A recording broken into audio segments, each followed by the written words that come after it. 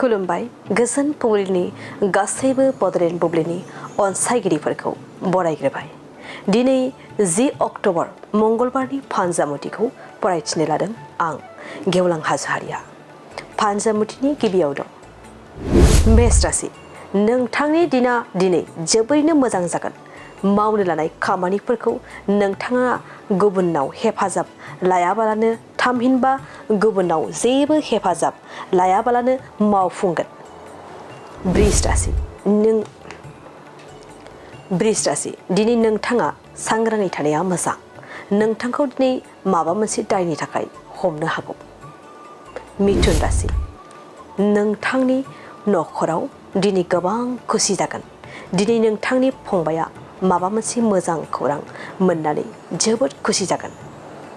कर्कट राशि। गुबुनजों रायजानो हागौ।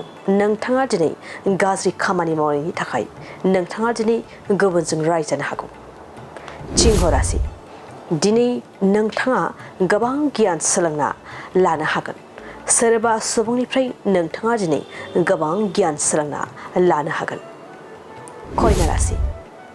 दिनै नोंथांनि जोबोरैनो गाज्रि दिन। नोंथाङा दिनै जायखिजाया बेफार फालांगि बायदिफोराव गोबां रां खहा जानो हागौ। तुला राशि। नोंथांनि नखराव दिनै गोदान आलासि फैनो हागौ। दिनै नोंथांनि नखराव जोबोरैनो खुसि फैगोन। वृश्चिक राशि। फरायनायाव नोंथाङा दिनै दावगानो हागोन। नोंथाङा दिनै बयजोंबो मान होजागोन। धनु राशि। दिनै नोंथाङा सोरजोंबा थगायजानो हागौ।